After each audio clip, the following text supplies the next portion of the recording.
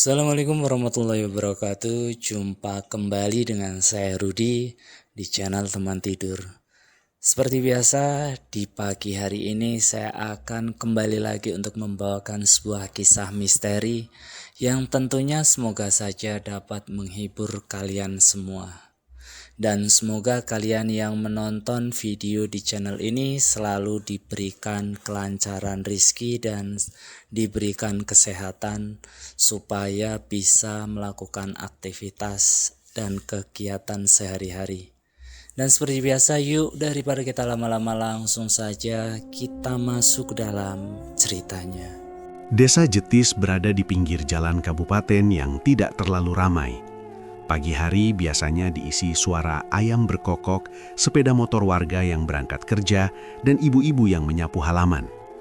Rumah-rumah berdiri berderet dengan jarak tidak terlalu jauh satu sama lain. Tidak ada bangunan tinggi, hanya warung kecil, musola, dan satu balai desa yang catnya mulai memudar.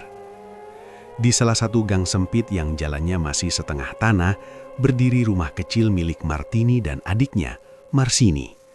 Rumah itu tidak besar, hanya 2 kamar, ruang tengah, dapur kecil, dan teras sempit di depan. Cat temboknya sudah kusam, sebagian bahkan mengelupas. Tapi rumah itu selalu bersih karena Martini sangat menjaga kerapian. Sejak kedua orang tua mereka meninggal 3 tahun lalu, Martini dan Marsini hidup berdua. Ayah mereka meninggal karena sakit paru-paru, sedangkan ibu mereka menyusul setahun kemudian akibat stroke. Kepergian orang tua membuat hidup 2 saudara perempuan itu berubah drastis. Martini yang lebih tua 5 tahun langsung mengambil tanggung jawab sebagai tulang punggung keluarga. Saat itu usianya baru 25 tahun, sedangkan Marsini masih 20. Marsini sebenarnya baru lulus sekolah menengah, tapi belum sempat bekerja karena kondisi keluarga yang sedang berduka. Setiap hari, Martini selalu bangun sebelum matahari terbit. Ia menanak nasi, menyiapkan lauk sederhana, lalu mencuci pakaian sebelum berangkat kerja. Hidupnya berjalan dengan pola yang sama hampir setiap hari. "Masih ngantuk?" tanya Martini suatu pagi ketika melihat Marsini keluar kamar dengan rambut acak-acakan. Marsini mengangguk sambil menguap. "Semalam susah tidur, Mbak." Martini tersenyum kecil. "Nanti siang kalau sempat tidur lagi, jangan lupa makan dulu." Kehidupan mereka memang tidak mewah, tapi keduanya saling menjaga.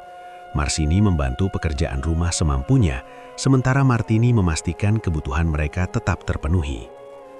Martini bekerja di sebuah pabrik garmen yang jaraknya sekitar 30 menit dari desa Jetis.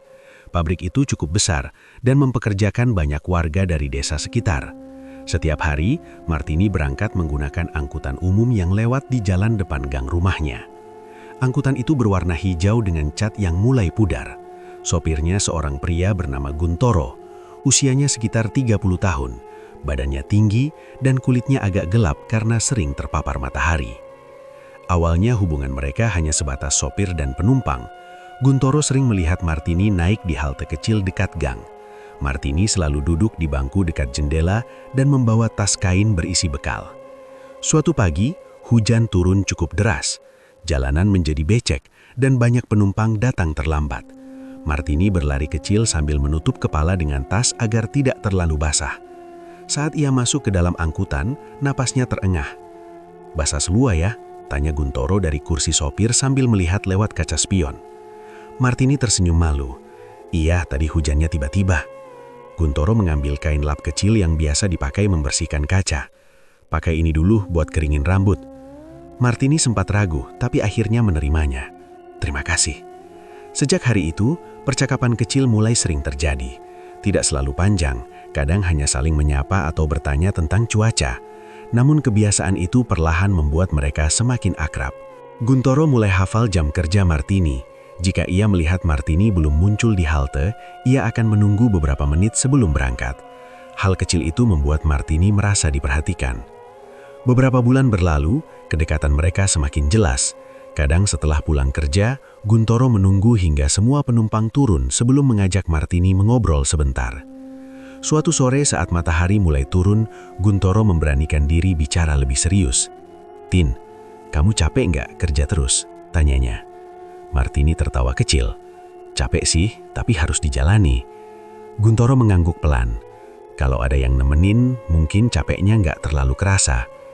Martini langsung paham maksud kalimat itu. Ia tidak menjawab, tapi pipinya memerah. Hubungan mereka berkembang dengan cara sederhana. Tidak ada hadiah mahal atau makan di tempat mewah. Guntoro kadang membelikan gorengan, sementara Martini sering membawa bekal lebih untuk dibagi. Marsini adalah orang pertama yang mengetahui kedekatan itu. Suatu malam, Martini bercerita sambil membantu adiknya melipat pakaian. "Menurutmu dia orangnya baik nggak?" tanya Martini pelan. Marsini tersenyum lebar. "Kelihatannya baik. Bar suka ya?" Martini tertawa malu dan tidak menjawab.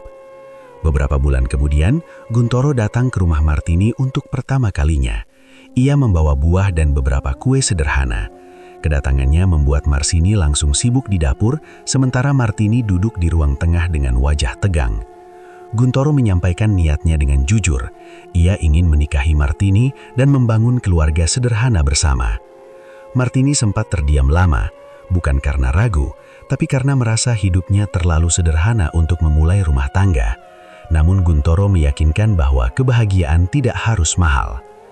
Pernikahan mereka dilaksanakan di musola desa dengan acara yang sangat sederhana. Hanya keluarga dekat dan beberapa tetangga yang hadir. Tidak ada dekorasi mewah, hanya tenda kecil dan kursi plastik. Meskipun sederhana, hari itu menjadi hari paling membahagiakan bagi Martini. Ia merasa hidupnya akhirnya memiliki arah baru.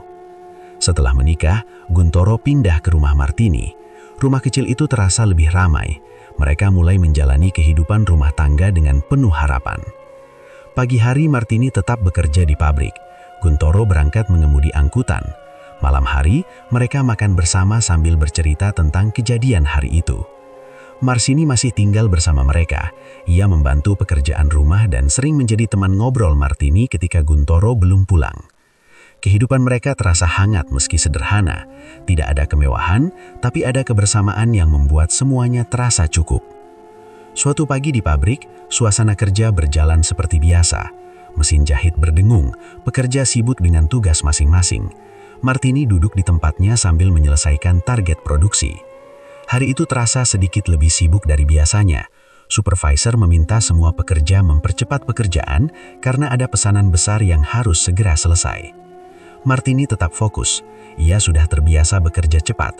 Tangannya bergerak lincah seiring ritme mesin jahit. Namun menjelang siang, suasana berubah tegang. Salah satu mesin besar di ujung ruangan tiba-tiba mengeluarkan suara aneh. Beberapa pekerja menoleh, tapi pekerjaan tetap berjalan. Martini sempat melirik ke arah suara itu. Perasaannya tidak enak, tapi ia mencoba mengigaunya. Beberapa detik kemudian, terdengar suara keras memecah ruangan. Suara besi jatuh disertai teriakan panik pekerja membuat suasana berubah kacau. Martini refleks menoleh ke arah sumber suara. Dan dalam hitungan detik, sesuatu yang tak pernah ia bayangkan terjadi di depan matanya. Suara keras di dalam pabrik berubah menjadi kepanikan. Beberapa pekerja berteriak memanggil mandor. Mesin besar di ujung ruangan roboh setelah salah satu baut penguncinya lepas. Besi panjang yang biasanya diam di tempatnya kini jatuh dengan cepat, menghantam meja kerja dan apapun yang ada di sekitarnya. Martini tidak sempat menghindar. Ia hanya ingat melihat bayangan logam bergerak cepat ke arahnya sebelum semuanya berubah menjadi gelap. Saat membuka mata, yang ia rasakan pertama kali adalah bau obat dan suara langkah kaki yang bergema. Kepalanya terasa berat, dan matanya seperti tertutup sesuatu yang tebal. Ia mencoba menggerakkan tangan, lalu merasakan seseorang menggenggam jemarinya erat. "Tin, kamu dengar aku?" Suara Guntoro terdengar pelan, tapi jelas. Martini mencoba menjawab, namun suaranya serak. "Aku di mana?" "Kamu di rumah sakit," jawab Guntoro cepat. Nada suaranya terdengar panik dan lelah. Martini mencoba membuka mata lebih lebar. Ia mengedip berkali-kali, tapi tidak ada perubahan. Yang ia lihat hanya kegelapan. "Lampunya mati ya?" tanyanya pelan. Guntoro tidak langsung menjawab. Ia menunduk, berusaha menahan sesuatu yang mengganjal di tenggorokannya. "Lampunya nyala, Tin," jawabnya akhirnya. Kalimat itu membuat Martini diam. Ia kembali mencoba membuka mata, memaksakan diri melihat apapun, namun hasilnya tetap sama, gelap. Hari itu menjadi awal dari serangkaian pemeriksaan. Dokter datang bergantian, melakukan tes, dan berbicara dengan suara pelan di luar kamar. Martini hanya bisa menunggu sambil mencoba memahami apa yang terjadi. Beberapa hari kemudian, dokter akhirnya berbicara langsung kepada Martini dan Guntoro. "Kami sudah melakukan pemeriksaan menyeluruh," kata dokter dengan suara hati-hati. "Cedera pada mata dan saraf optik cukup parah." Martini menggenggam selimut erat. "Maksudnya?" Dokter menarik napas panjang sebelum menjawab. "Penglihatan ibu kemungkinan tidak bisa kembali." Ruangan terasa hening. Tidak ada suara mesin, tidak ada langkah kaki. Hanya kalimat itu yang terus terngiang di kepala Martini. Ia tidak menangis saat itu. Ia hanya diam, seperti tidak tahu harus bereaksi bagaimana. Hari-hari setelah pulang dari rumah sakit terasa sangat berbeda. Rumah yang dulu terasa hangat, kini terasa asing. Martini harus belajar berjalan perlahan sambil meraba inding. Setiap langkah terasa ragu. Awalnya Guntoro sangat perhatian.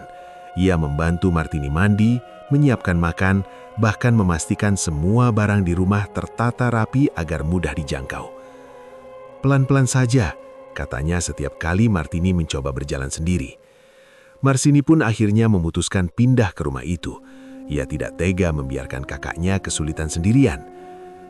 "Aku tinggal di sini saja, Mbak, biar gampang bantu," katanya suatu sore. Martini mengangguk pelan. Ia tahu ia memang membutuhkan bantuan. Hari-hari berikutnya diisi rutinitas baru. Martini lebih banyak duduk di ruang tengah atau di teras rumah. Ia tidak lagi bekerja. Suara mesin jahit yang dulu ia dengar setiap hari, kini hanya tinggal kenangan. Rasa bersalah mulai tumbuh dalam dirinya. Ia merasa tidak lagi bisa memberi apapun untuk rumah tangga itu. Suatu malam saat makan malam, Martini berkata pelan, "Maaf ya, sekarang aku jadi beban." Guntoro langsung menggeleng. "Jangan bilang begitu, ini bukan salah kamu." Marsini menambahkan, "Mbak jangan mikir macam-macam, kita kan keluarga." Meskipun begitu, rasa bersalah tetap tidak hilang. Setiap kali mendengar Guntoro pulang dengan langkah kaki lelah, Martini merasa dadanya sesak. Bulan demi bulan berlalu, perhatian Guntoro masih ada, tapi perlahan mulai berubah. Ia mulai sering pulang lebih malam dari biasanya. "Penumpang lagi banyak," katanya singkat saat ditanya. Awalnya Martini tidak curiga, ia hanya mengangguk dan percaya. Namun perubahan kecil mulai terasa. Guntoro tidak lagi banyak bercerita tentang pekerjaannya. Ia lebih sering makan cepat lalu langsung masuk kamar. Kadang-kadang ia terlihat mudah kesal. Hal kecil seperti sendok jatuh atau air tumpah bisa membuatnya menghela napas panjang. "Maaf," ia selalu mengucapkannya pelan. Marsini semakin sibuk mengurus rumah. Ia memasak, mencuci, membersihkan, bahkan membantu Guntoro menyiapkan baju kerja. "Biar aku saja, Mbak istirahat," katanya hampir setiap hari. Martini bersyukur memiliki adik seperti Marsini. Ia merasa setidaknya rumah itu tetap berjalan meski ia tidak lagi bisa membantu. Namun di balik rasa syukur itu, ada rasa aneh yang mulai muncul. Ia tidak tahu kenapa, tapi suasana rumah terasa berbeda. Suatu malam saat Martini terbangun karena mendengar suara pelan di dapur, ia mengira Marsini sedang mengambil air minum. Tapi suara itu terdengar seperti bisikan. Ia duduk di tempat tidur, mencoba mendengar lebih jelas. Namun suara itu segera berhenti. Keesokan harinya ia mencoba bertanya. "Semalam kamu ke dapur ya?" tanya Martini pada Marsini. Marsini menjawab cepat, "Iya, haus." Martini mengangguk, meski hatinya masih terasa tidak tenang.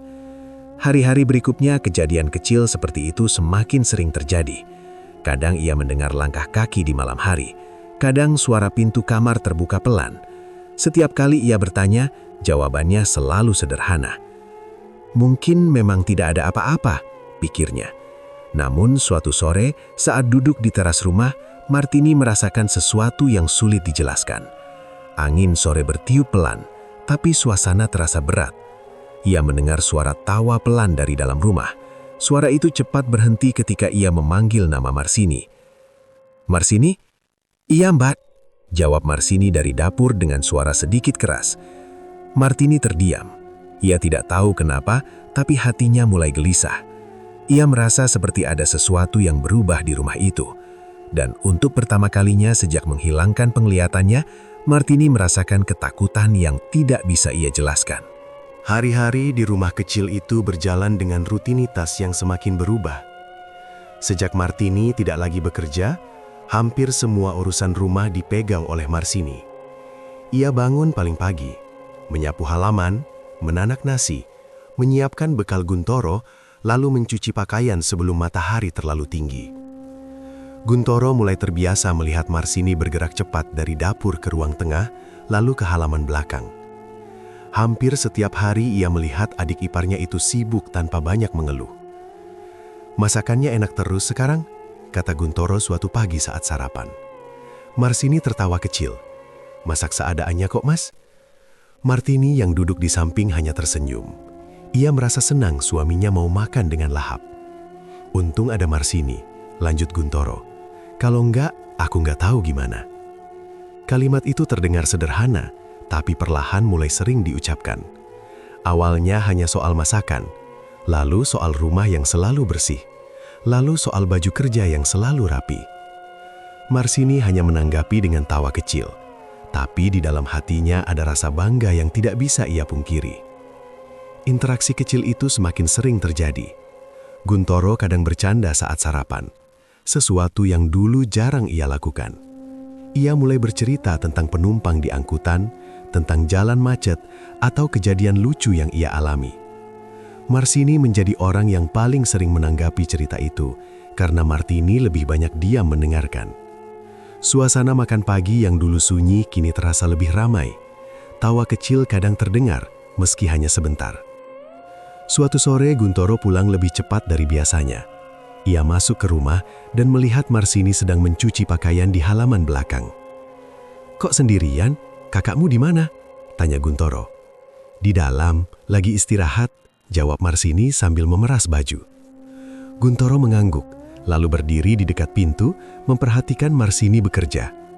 Ia melihat bagaimana Marsini mengangkat ember dengan mudah, menjemur pakaian satu persatu, lalu merapikan jemuran yang miring.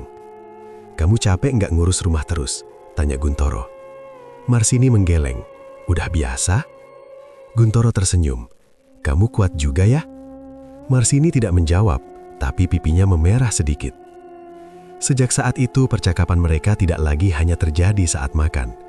Kadang mereka mengobrol di dapur, di halaman, atau di ruang tengah saat Martini tidur siang. Topiknya ringan, tentang harga sembako, tetangga yang pindah, atau acara televisi. Martini tidak menyadari perubahan itu. Ia hanya mendengar suara mereka berbicara dan mengira itu hal biasa. Namun malam hari mulai terasa berbeda. Beberapa kali Martini terbangun karena mendengar langkah kaki pelan di dalam rumah. Ia mengira Marsini mengambil air atau Guntoro ke kamar mandi. Suatu malam ia mendengar suara bisikan di ruang tengah. Suara itu sangat pelan hingga sulit dipahami.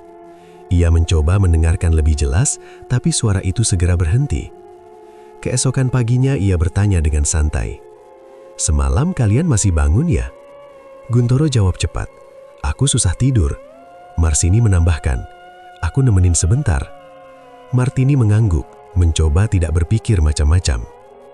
Hari demi hari berlalu, kedekatan Guntoro dan Marsini semakin terlihat, meski mereka berusaha terlihat biasa saja. Guntoro mulai sering meminta bantuan Marsini untuk hal-hal kecil. "Tolong ambilin handuk dong, tolong cekin baju kerja aku udah kering belum?" Hal-hal sederhana yang sebenarnya bisa ia lakukan sendiri. Suatu sore listrik padam beberapa menit. Rumah menjadi gelap dan sunyi. Martini duduk di ruang tengah, menunggu listrik menyala kembali. Ia mendengar suara Guntoro dan Marsini di dapur. Awalnya hanya suara piring, lalu berubah menjadi tawa kecil. Tawa itu terdengar berbeda, lebih pelan, lebih dekat. Saat Martini memanggil nama mereka, suara itu langsung berhenti. "Iya, Mbak," jawab Marsini cepat. Martini kembali diam. Ia tidak tahu kenapa dadanya terasa tidak nyaman. Malam-malam berikutnya suara langkah kaki semakin sering terdengar. Kadang pelan, kadang seperti tergesa. Sekali waktu ia mendengar pintu kamar Marsini terbuka tengah malam.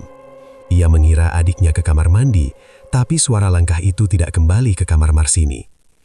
Ia duduk di tempat tidur, mencoba memahami arah suara. Namun rumah kembali sunyi. Sementara itu, hubungan Guntoro dan Marsini semakin melewati batas. Awalnya hanya duduk berdekatan saat menonton televisi, lalu mulai berbicara lebih pelan saat Martini tidur. Suatu malam hujan turun deras, listrik kembali padam. Rumah hanya diterangi lampu darurat kecil. Martini sudah tidur lebih awal karena sakit kepala. Di ruang tengah, Guntoro dan Marsini duduk berdekatan. Suara hujan menutupi percakapan mereka. "Aku nggak tahu kenapa akhir-akhir ini aku sering mikirin kamu," kata Guntoro pelan. Marsini terdiam. Ia menatap lantai, tidak berani melihat wajah kakak iparnya. "Ini salah," jawabnya pelan. Guntoro tidak langsung menjawab. Ia hanya duduk diam beberapa detik sebelum berkata, "Aku juga tahu." Hening beberapa saat, lalu suara hujan semakin deras. Malam itu menjadi batas yang mulai dilanggar. Sejak malam itu mereka semakin sering mencari kesempatan berdua. Saat Martini tidur siang, saat ia mandi, atau saat ia duduk lama di teras. Mereka yakin Martini tidak mengetahui apapun. Sementara itu, Martini semakin sering merasakan kegelisahan tanpa sebab. Ia tidak tahu apa yang berubah, tapi rumah yang dulu terasa hangat, kini terasa asing. Suatu malam ia terbangun karena mimpi buruk. Jantungnya berdetak cepat tanpa alasan jelas. Ia duduk di tempat tidur dan mencoba menenangkan diri. Rumah sangat sunyi, tapi perasaannya tidak tenang. Ia merasa seperti ada sesuatu yang tidak beres. Dan firasat buruk itu semakin kuat dari hari ke hari. Sejak tidak lagi bekerja, sore hari menjadi waktu yang paling panjang bagi Martini. Setelah pekerjaan rumah selesai dan matahari mulai turun, ia biasanya duduk di kursi kayu di teras depan. Dari sana ia bisa merasakan angin sore dan mendengar suara anak-anak bermain di ujung gang. Suatu sore, saat Martini duduk sendirian, ia mendengar suara langkah kaki pelan mendekat ke halaman rumahnya. Langkah itu tidak seperti tetangga yang biasanya langsung menyapa. Langkahnya pelan, seperti orang yang berhati-hati. "Sendirian saja, Nak," suara perempuan tua terdengar dari arah pagar. Martini menoleh mengikuti arah suara. "Iya, siapa ya?" "Aku cuma orang lewat," jawab suara itu pelan. "Namaku Ginem." Martini tersenyum sopan. "Silahkan duduk, Nek." Sejak pertemuan itu, perempuan tua yang kemudian dipanggil Mbah Ginem mulai sering datang setiap sore. Tidak pernah pagi atau malam, selalu menjelang matahari tenggelam. Mbah Ginem tidak pernah datang membawa apapun. Ia hanya duduk di kursi sebelah Martini dan mengajak berbincang. Pembicaraan mereka sederhana, tentang cuaca, tetangga, atau cerita lama tentang desa Jetis. Suara Mbah Ginem pelan tapi jelas. Ia sering menyebut Martini dengan nada penuh empati. "Kamu kuat ya, Nak," katanya suatu sore. "Tidak semua orang bisa menerima ujian seperti ini." Martini hanya tersenyum kecil. Ia tidak tahu harus menjawab apa. Hari-hari berikutnya, pertemuan sore itu menjadi rutinitas. Martini mulai menunggu kedatangan Mbah Ginem tanpa sadar. Ia merasa lebih tenang setelah berbicara dengan perempuan tua itu. Suatu hari, setelah beberapa minggu, Mbah Ginem bertanya dengan nada berbeda. "Kamu pernah kepikiran ingin melihat lagi?" Pertanyaan itu membuat Martini terdiam cukup lama. Tangannya meremas ujung baju. "Siapa yang gak mau melihat lagi, Nek?" jawabnya pelan. Mbah Ginem tidak langsung menanggapi. Ia hanya menghela napas panjang. "Ada cara," katanya akhirnya. Martini langsung menoleh. "Apa cara apa?" "Cara yang tidak semua orang berani jalani." Martini menelan ludah. "Maksudnya bisa sembuh?" "Bisa," jawab Mbah Ginem singkat. "Tapi kamu harus ikut aku." Kata-kata itu terus teringang di kepala Martini sepanjang malam. Ia tidak berani menceritakannya kepada siapapun. Ia sendiri belum yakin apakah harus percaya atau tidak. Keesokan harinya saat Mbah Ginem datang lagi, Martini sudah menunggu dengan perasaan gelisah. "Aku mau," katanya pelan sebelum sempat diajak bicara. Mbah Ginem mengangguk pelan. Kalau begitu, nanti malam ikut aku. Malam itu Martini mengatakan kepada Guntoro bahwa ia ingin tidur lebih awal karena pusing. Setelah rumah mulai sepi, ia keluar perlahan mengikuti Mbah Ginem yang sudah menunggu di ujung gang. Mereka berjalan cukup jauh dari rumah. Jalanan semakin gelap dan sepi. Martini hanya bisa mengandalkan langkah Mbah Ginem yang memandu jalannya. Mereka berhenti di sebuah tempat yang terasa lembab dan dingin. Aroma tanah basah tercium kuat. "Duduk di sini," kata Mbah Ginem. Martini menuruti tanpa bertanya. Ia mendengar suara daun kering dan bunyi benda-benda diletakkan di tanah. "Apa yang harus saya lakukan?" tanya Martini dengan suara gemetar. "Tenang dan jangan takut." Suasana malam sangat sunyi. Hanya terdengar suara serangga dan angin yang bergerak pelan. Bagina mulai membaca sesuatu dengan suara rendah. Kata-katanya tidak jelas bagi Martini, tapi nadanya membuat bulu kuduk mereman. Waktu terasa berjalan sangat lama. Martini merasakan udara di sekitarnya berubah dingin. Kepalanya mulai terasa ringan, lalu berat, lalu ringan lagi. "Tutup matamu," kata Mbah Ginem. Martini menuruti. Beberapa saat kemudian, Mbah Ginem menyentuh pelan bagian wajah Martini. Sentuhan itu dingin seperti air malam. "Sekarang buka." Martini membuka mata perlahan. Awalnya hanya gelap seperti biasa. Ia hampir berpikir tidak ada yang berubah. Namun, perlahan ia melihat sesuatu yang berbeda. Ada bayangan samar. Martini menahan napas. Ia berkedip berkali-kali. Bayangan itu berubah menjadi bentuk. Bentuk berubah menjadi warna. Ia melihat cahaya lampu kecil di depan mereka. "Aku bisa lihat," suaranya bergetar. Air mata langsung jatuh tanpa bisa ditahan. Baginem hanya tersenyum kecil. "Jangan terlalu senang dulu." Martini mengusap wajahnya dengan tangan gemetar. Dunia yang lama hilang kini kembali di hadapannya. Namun kebahagiaan itu tidak berlangsung lama. "Kamu harus tetap pura-pura tidak bisa melihat," kata Mbah Ginem tiba-tiba. Martini langsung menoleh. "Kenapa?"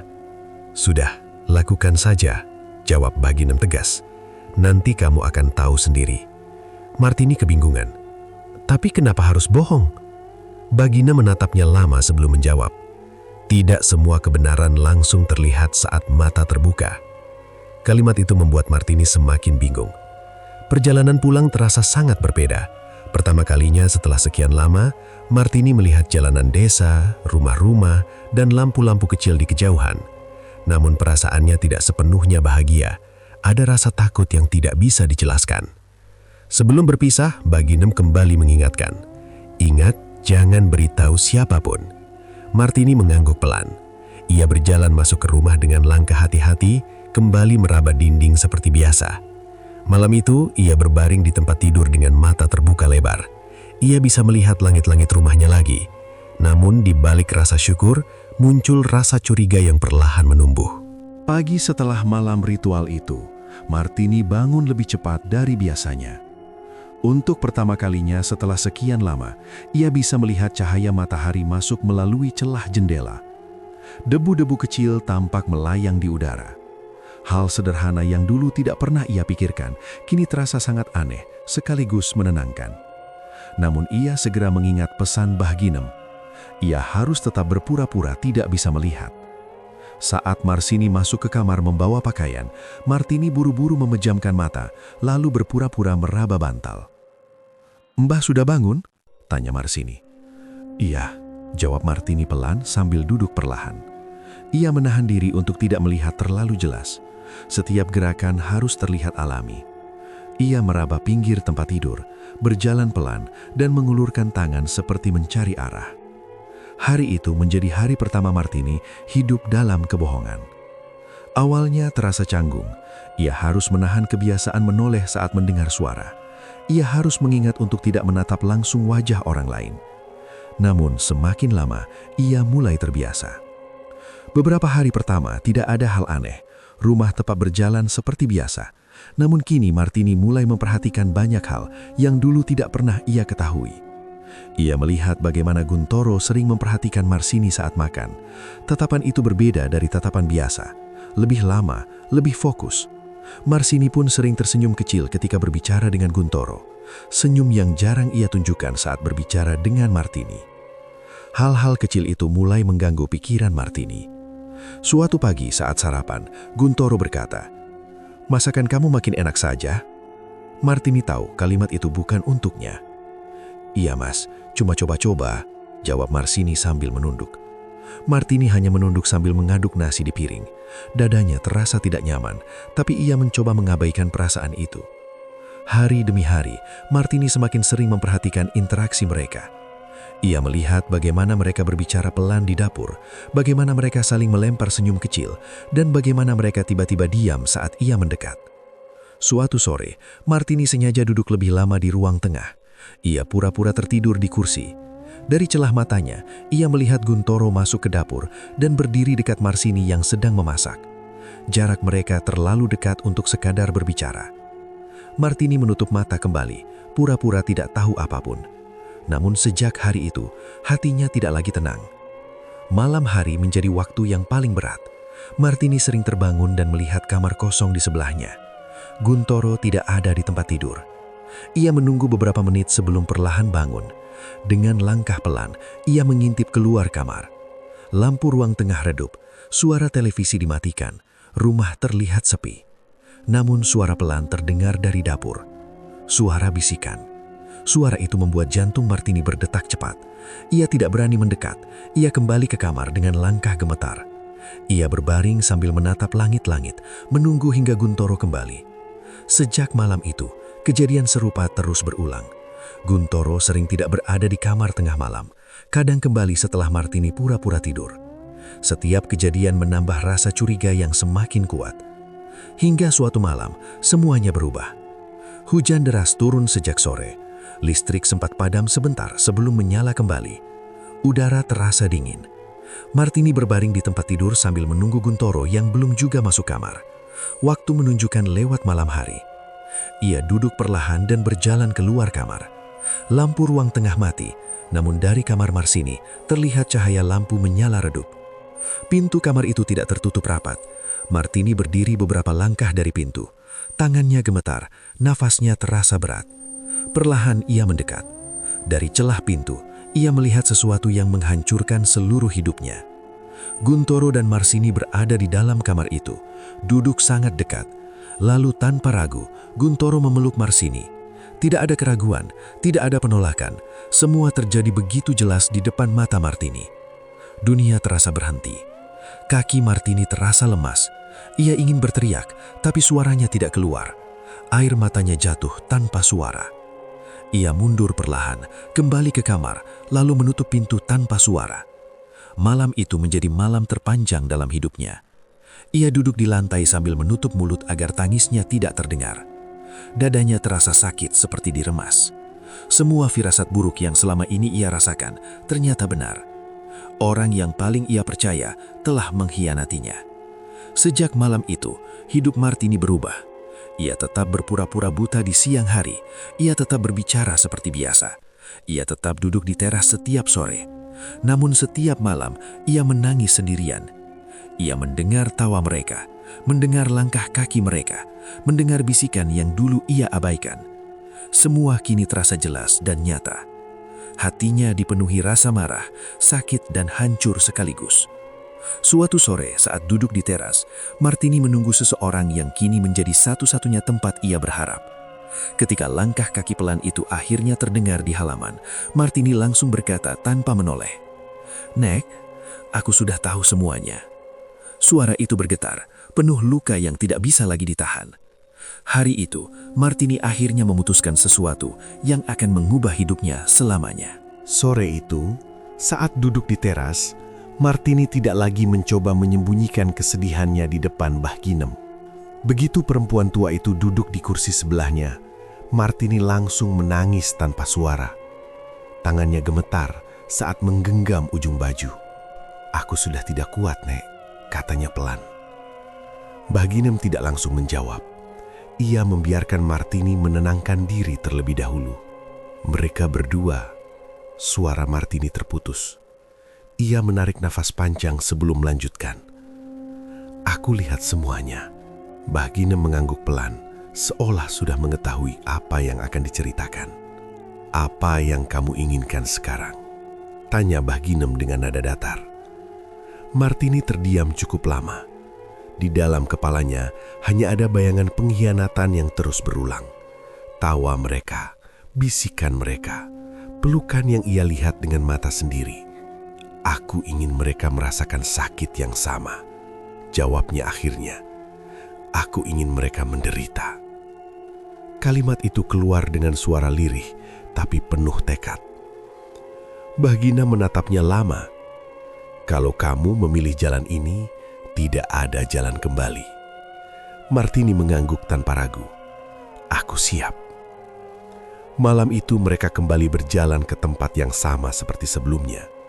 Udara terasa lebih dingin dari biasanya. Martini berjalan di belakang Baginem dengan langkah mantap, tanpa keraguan seperti saat pertama kali datang. Di tempat sunyi itu, Baginem menyiapkan beberapa benda yang dibawanya dalam kain hitam. Martini melihat potongan kain, botol kecil, dan beberapa benda yang tidak ia kenali. Kamu harus benar-benar yakin, kata Baginem sebelum memulai. Martini menutup mata sejenak. Wajah Gurintoro dan Marsini muncul di pikirannya.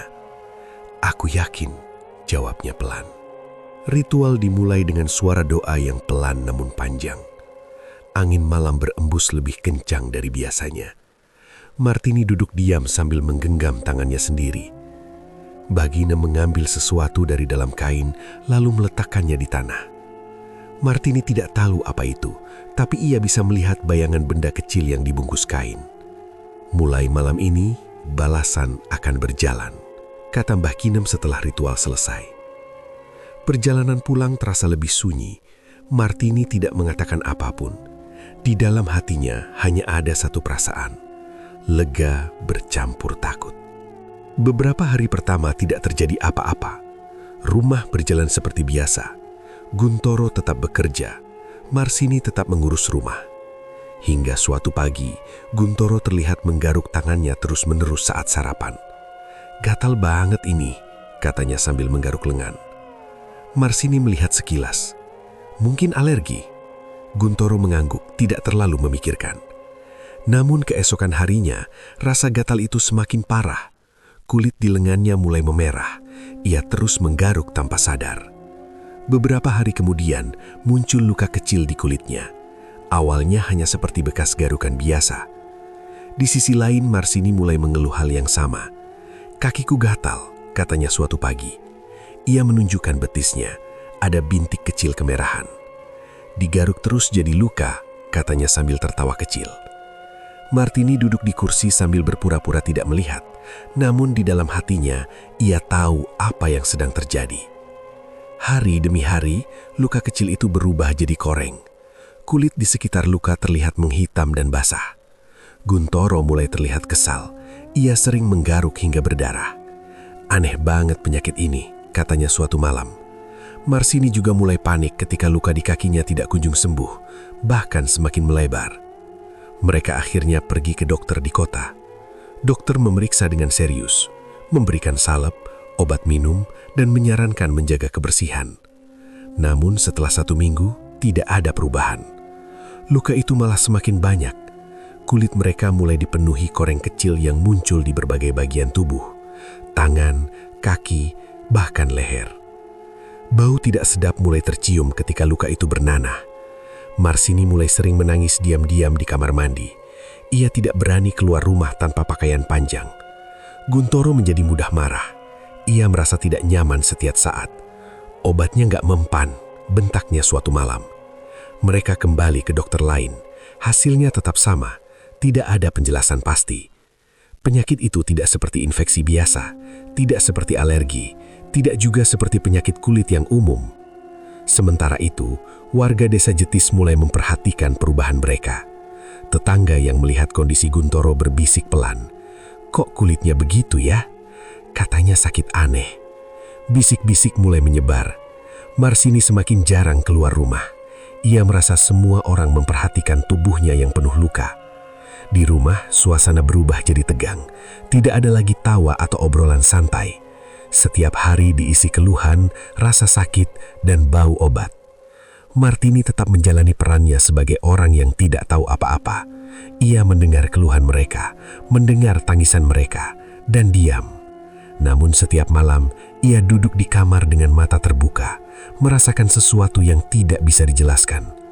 Rasa puas mulai muncul, tapi di saat yang sama, ada perasaan aneh yang perlahan tumbuh. Beberapa minggu kemudian, kondisi Guntoro dan Marsini semakin parah. Koreng di kulit mereka membesar, menghitam dan mengeluarkan cairan. Bahkan beberapa luka tidak kunjung sembuh. Rumah itu kini dipenuhi bau obat dan antiseptik. Suatu malam, Guntoro melihat tangannya sendiri dengan wajah ketakutan. "Ini kenapa nggak sembuh-sembuh?" Suaranya bergetar. Di kamar sebelah, Marsini menangis pelan menahan rasa sakit. Di ruang tengah, Martini duduk diam dalam kegelapan. Balasan yang ia minta akhirnya benar-benar datang. Dan semuanya baru saja mulai. Rumah yang dulu terasa ramai, kini berubah seperti bangunan kosong yang ditinggalkan pemiliknya. Pintu selalu tertutup rapat, jendela jarang dibuka, tirai dibiarkan kusam menutupi cahaya matahari. Warga yang lewat hanya berani melirik sekilas lalu mempercepat langkah. Di dalam rumah itu, Guntoro dan Marsini hidup dalam kondisi yang tidak lagi menyerupai manusia sehat. Koreng yang awalnya kecil kini menyebar hampir ke seluruh tubuh mereka. Luka bernanah muncul di lengan, kaki, punggung, bahkan wajah. Bau busuk tidak bisa disembunyikan walau mereka sudah menyemprotkan parfum, minyak kayu putih, atau obat apapun yang mereka temukan.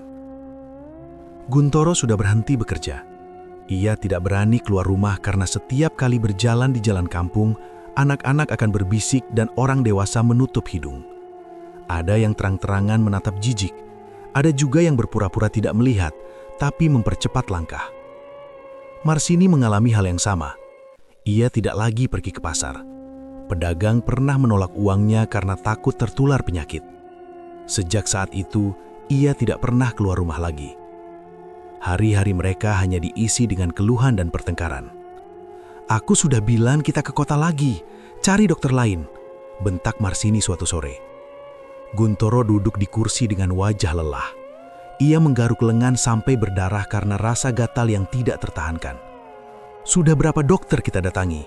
Semua bilang tidak tahu ini penyakit apa," jawabnya kesal. Marsini menangis marah. "Ini pasti kutukan." Kata itu membuat ruangan terasa semakin dingin. Guntoro tidak menjawab. Ia sebenarnya sudah memikirkan hal yang sama, tapi terlalu takut untuk mengakuinya. Malam hari menjadi waktu paling menyiksa. Rasa gatal semakin menjadi-jadi. Luka terasa seperti terbakar. Nanah terus keluar walau sudah dibersihkan berkali-kali. Kadang mereka terbangun tengah malam karena merasa ada sesuatu yang merayap di kulit mereka. Saat lampu dinyalakan, tidak ada apa-apa. Ketakutan perlahan berubah menjadi paranoia. Sementara itu, di rumah kecil miliknya, Martini menjalani hidup yang berbeda. Awalnya ia merasa puas. Setiap kali mendengar kabar tentang kondisi Guntoro dan Marsini yang semakin parah, hatinya terasa ringan. Ia merasa apa yang mereka lakukan akhirnya mendapat balasan. Ia tidak lagi menangis seperti dulu. Ia tidak lagi menunggu suaminya pulang. Ia tidak lagi peduli dengan apa yang terjadi di rumah lama itu. Namun perasaan itu tidak bertahan lama. Beberapa minggu setelah penyakit Guntoro dan Marsini semakin parah, Martini mulai mengalami mimpi aneh. Ia sering terbangun di tengah malam dengan napas terengah-engah. Dalam mimpinya ia melihat tubuh penuh luka. Bau busuk terasa sangat nyata. Suara tangisan terdengar dekat di telinganya. Awalnya ia mengira itu hanya mimpi biasa. Namun mimpi itu datang lagi, dan lagi. Semakin lama semakin jelas. Suatu malam ia bermimpi berada di dalam rumah lamanya. Lampu mati, ruangan gelap. Ia berjalan pelan sambil memanggil nama suaminya. Tidak ada jawaban. Saat membuka pintu kamar, ia melihat Guntoro berdiri di sana. Tubuhnya penuh luka, wajahnya rusak, matanya menatap kosong. Lalu Marsini muncul di belakangnya. Keduanya berjalan mendekat tanpa suara. Martini mencoba lari, tapi kakinya terasa berat seperti ditahan sesuatu. Saat mereka semakin dekat, Martini terbangun sambil menjerit. Keringat membasahi tubuhnya. Sejak malam itu, ia mulai takut tidur.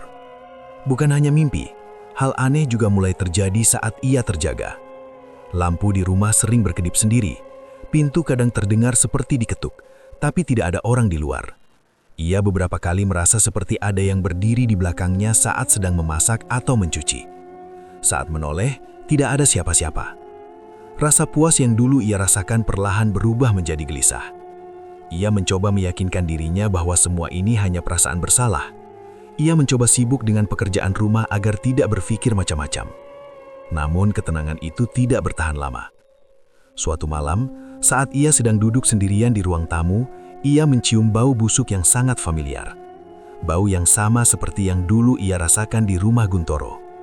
Martini langsung berdiri, jantungnya berdebar keras.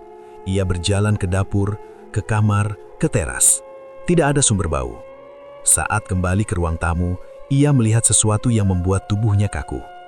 Di lantai, tepat di depan kursinya, ada bercak cairan kuning keruh seperti nanah. Martini mundur perlahan sambil menutup mulut. Air matanya langsung jatuh. Ia tidak perlu penjelasan lagi. Ia tahu apa yang sedang terjadi. Beberapa hari kemudian, Mbah Ginem datang tanpa diundang. Kedatangan wanita tua itu membuat suasana rumah langsung terasa berat. Martini menyambutnya dengan wajah pucat. Mbah Ginem duduk tanpa banyak bicara. Matanya mengamati Martini lama sekali. "Kamu sudah mulai merasakannya," kata Mbah Ginem pelan. Martini menunduk, tangannya gemetar. "Saya tidak kuat lagi, Mbah." Wanita tua itu menghela panjang napas. "Aku sudah bilang dari awal, setiap santet punya harga." Martini menatapnya dengan mata basah. "Saya cuma ingin mereka merasakan sakit seperti saya. Dan sekarang, kamu ikut merasakannya." Kalimat itu membuat Martini tidak bisa berkata apa-apa. Bagina melanjutkan, "Dendam itu seperti api. Waktu kamu lempar ke orang lain, kamu pikir cuma mereka yang terbakar. Padahal tangan kamu sendiri ikut hangus." Martini mulai menangis tanpa suara. Ia akhirnya mengaku semua yang ia rasakan. Mimpi buruk, suara aneh, bau busuk, ketakutan yang tidak bisa dijelaskan. Bagina mendengarkan tanpa menyela. "Ini belum selesai," kata wanita tua itu setelah Martini selesai bercerita. Martini menatapnya dengan mata basah. "Belum selesai? Kamu meminta balasan, dan balasan itu sudah berjalan, tapi energi yang kamu bangkitkan tidak bisa dihentikan begitu saja."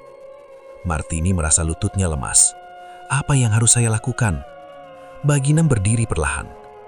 "Tidak ada yang bisa menghapus semuanya. Kamu hanya bisa belajar hidup dengan konsekuensinya." Kalimat itu membuat Martini semakin hancur. Hari-hari berikutnya terasa semakin berat. Martini hidup dalam ketakutan yang tidak pernah ia bayangkan sebelumnya. Ia memang bisa melihat lagi, dunia tidak lagi gelap seperti dulu. Namun hidupnya justru terasa lebih sunyi daripada sebelumnya. Tidak ada tawa, tidak ada harapan, hanya rasa bersalah yang terus menggerogoti. Setiap malam ia takut tidur. Setiap suara kecil membuatnya terkejut. Setiap bau aneh membuatnya panik. Sementara itu, rumah Guntoro dan Marsini semakin dijauhi warga. Tidak ada yang berani mendekat. Bahkan keluarga jauh pun memilih menjaga jarak. Rumah itu kini dikenal sebagai rumah pembawa sial. Dua kehidupan hancur dalam satu dendam. Dan satu jiwa lain ikut tenggelam dalam kegelapan yang tidak terlihat. Martini sering duduk sendirian di depan rumah saat sore hari. Menatap jalan yang sepi, menatap langit yang perlahan gelap. Ia akhirnya mengerti satu hal yang terlambat disadari. Balas dendam tidak pernah benar-benar membawa kemenangan. Yang tersisa hanya kesunyian, dan hidup yang terasa gelap, meski mata sudah bisa melihat kembali. Beberapa bulan berlalu sejak semua kejadian itu. Waktu memang terus berjalan, tetapi cerita tentang Martini tidak pernah benar-benar hilang dari ingatan warga desa Jetis. Rumah kecil di ujung gang yang dulu terlihat biasa saja, kini berubah menjadi tempat yang dihindari. Tidak ada yang berani melewati halaman rumah itu saat malam. Bahkan anak-anak yang biasanya bermain di jalan sekitar pun memilih mencari tempat lain. Warga tidak pernah membicarakan kisah itu secara terang-terangan. Tidak ada yang berani menyebut nama dengan suara keras. Semua hanya berbisik, seolah takut ada sesuatu yang ikut mendengarkan. Cerita tentang pengkhianatan, penyakit aneh dan santet menyebar pelan-pelan dari mulut ke mulut.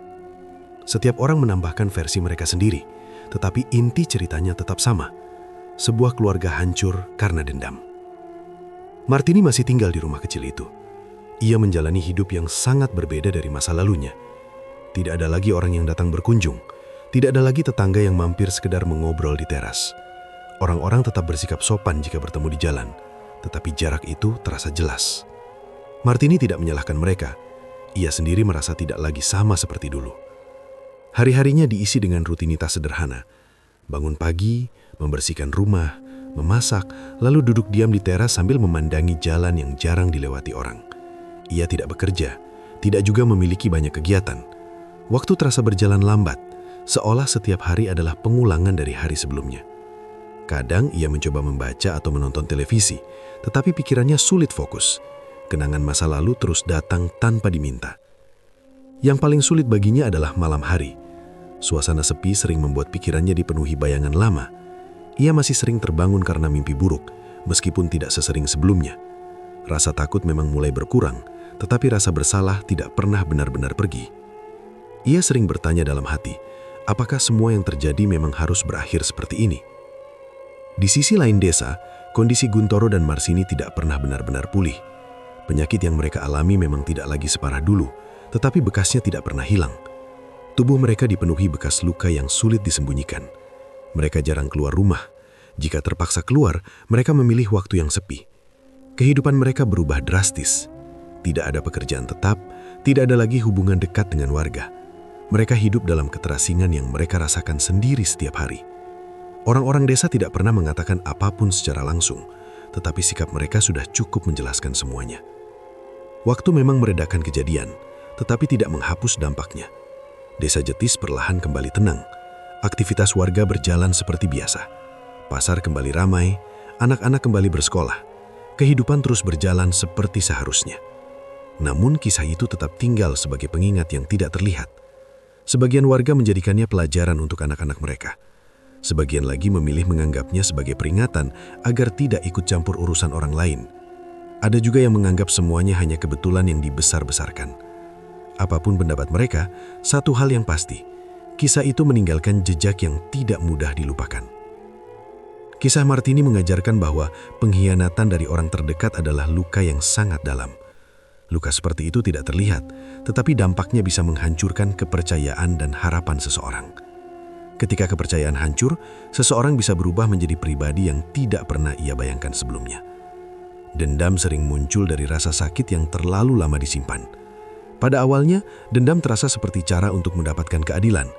Ada perasaan bahwa semuanya akan terasa lebih baik jika orang yang menyakiti kita merasakan hal yang sama. Tetapi kenyataannya tidak sesederhana itu. Dendam mungkin memberi kepuasan sesaat, tetapi perasaan itu tidak bertahan lama. Setelahnya, yang tersisa hanyalah konsekuensi yang harus dijalani. Seringkali, dendam justru memperpanjang penderitaan. Kisah ini juga menjadi pengingat bahwa jalan pintas yang terlihat mudah tidak selalu membawa kebaikan. Ilmu hitam, santet, atau cara apapun yang digunakan untuk menyakiti orang lain tidak pernah benar-benar membawa kebahagiaan. Yang terjadi justru sebaliknya. Lingkaran penderitaan semakin luas, rasa takut bertambah. Kehidupan yang seharusnya bisa diperbaiki justru semakin rusak. Tidak ada pemenang dalam cerita seperti ini. Semua pihak kehilangan sesuatu yang berharga.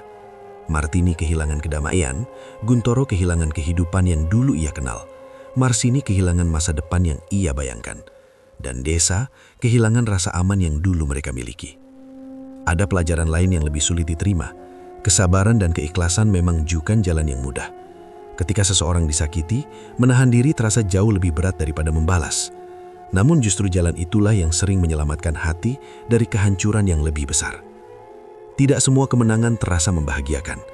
Terkadang seseorang mendapatkan apa yang ia inginkan, tetapi tetap merasa kosong. Martini akhirnya memahami itu meskipun terlambat. Ia mendapatkan kembali penglihatannya.